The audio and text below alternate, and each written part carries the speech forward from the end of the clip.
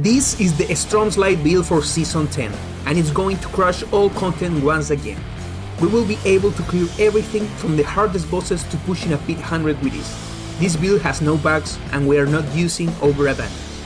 In this video I will teach you the basics, the gear, the paragon, the skill tree and the chaos powers. Are you ready to take your build to the next level? Let's get into the video.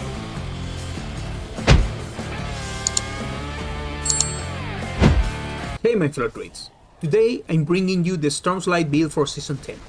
This is a well-known build in the community. I will explain some key aspects and years how this build works.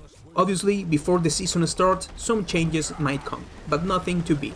We start with our helmet gatlings. I think Stormslide and companion builds are the strongest we can make with this helmet. A subscriber even made his own version with this helmet.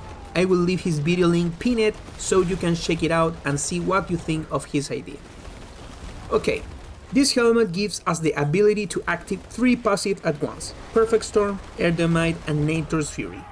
Thanks to Nature's Fury, which they still haven't fixed the interaction, when casting Landslide we will be able to trigger free cast of Lightning Storms, and these casts also count as Earth skills.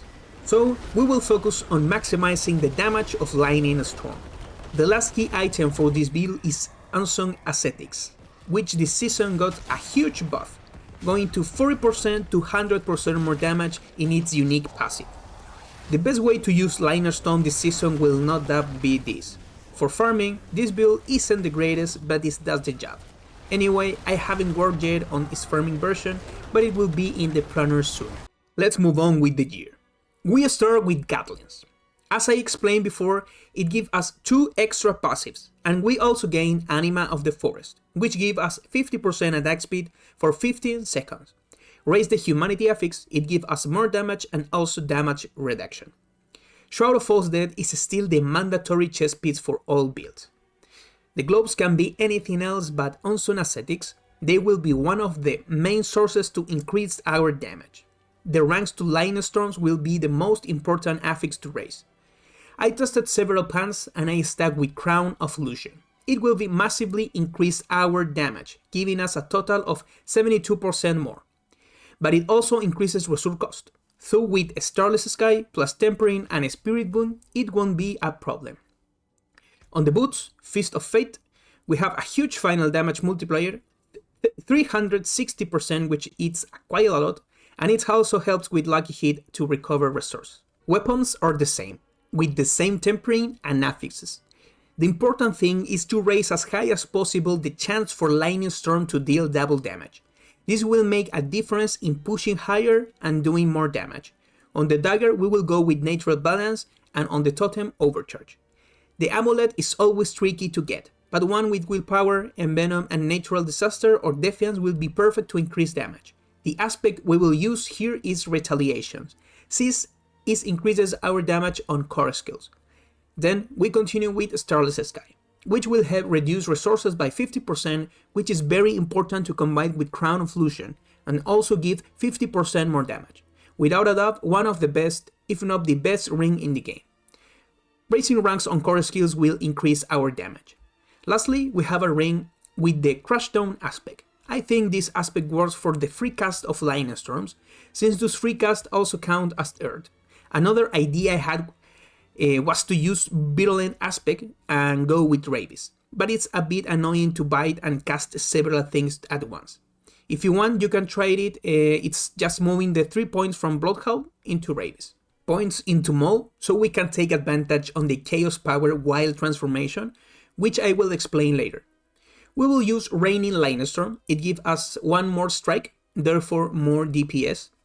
Only these 2 points into Landslide to immobilize enemies and gain buffs like those from To Crashing Earth, Passing among others. Innate Blowhole for 25% more damage. Earthen Bulwark will be super important to take damage and resist more in battles. Plus it makes us unstoppable. Preserving Second Armor will help with damage reduction and also grouping mobs. This way we can optimize the damage we deal. Ranks into Humanity are very important.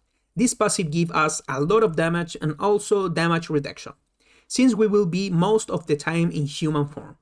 Electric Shock helps by adding more DPS, since it increases our damage when hitting immobilized enemies, and Landslide will also help us immobilize. Same with Crushing Earth, which increases our damage to immobilized enemies. Envenom, a key passive to scale critical damage and reach higher numbers. This build is full crit, so it fits perfectly. All this nature magic passive will help us in damage and tankiness, elite damage and direct damage for our Lightning Storm. We will use 5 points in Petrify and take advantage of its resets passive for other skills. It's very useful to have Earthen Bulwark up all the time, for example. And the passive we will use will be Nature Fury. We start with Wild Transformation, one of my favorites. It gives us the following benefit for 5 seconds. Using a werewolf skills, in this case Bloodhowl, will trigger Bloodhowl to give us 20% critical strike damage. Using a werewolf skill, in this case Maul, will trigger Debilitating Ward to give us 20% damage reduction. And using a human skill, in this case the rest of the bar, will trigger Cyclone Armor to give us 20% attack speed. The next power will be Erupting Chaos for extra damage. Marred War will cut our life in half, but it in change gives us tons of resistances and armor plus Fortify to hold longer in battle. It also has a lot of synergy with our unique power, which gives us damage in exchange for not having life, so we will always have 100% more damage since we will be a half health. On top of that, it also reduces incoming damage by 50%, a really useful power in this build. Well, my druids, I want to tell you it's been a headache building builds in this PTR. There are many possible combinations and I wouldn't be surprised to see changes, since nerfs to certain skills might come, bug fixes and maybe even buffs to some skills like Tornado or even Grizzly Rage. The builds I uploaded these days are the most balanced in my opinion so far. The basic skill build were going to be played with overabundance no matter what in my opinion, so I felt they couldn't be tested properly. Anyway, I will keep updating the planners as new information comes out before the season. And of course, I will bring back a video explaining the changes as soon as they drop. Thanks for the support in this season 9. See you soon.